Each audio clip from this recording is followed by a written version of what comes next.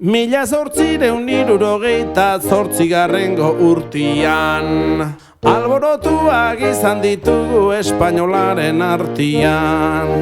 Denbora askoan izan dugu Doña Isabela kortian, estimatua eduki dute aspertu diran artian. Planta txarrean arkitzen gera orain daukagun klasian, lasaikeriak aurreratzen da errespetua atzian. Pozoikeria libertadea eman ezkero etxian, garbitasunak ez du iraungo agitz denbora luzian. Judu hereje protestanteak beti dabiltza artian, Jesu Kristoren erlijioa lajan aiezik pakian. Gurutzetxo bat eskribituta jarriko zaieatian, aginte gabe izan ditezen katolikuen oinpian.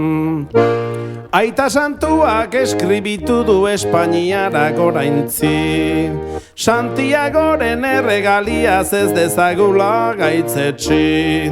Errespetua nahi ez duena irten dedila iesi, gure reinuan ez da tokatzen libertadia nagusi.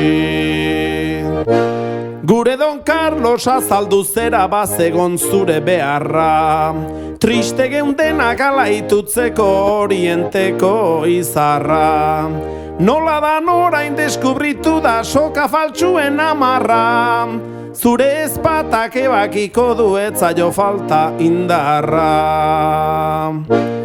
Ama Virginia pilarekua harturik eren anparo, soka hori mila puska egiteko indar eskasik ez dago.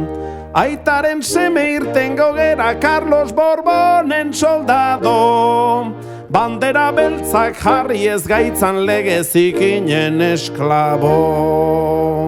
Bandera beltzak jarri ez gaitzan legez ikinen esklabo.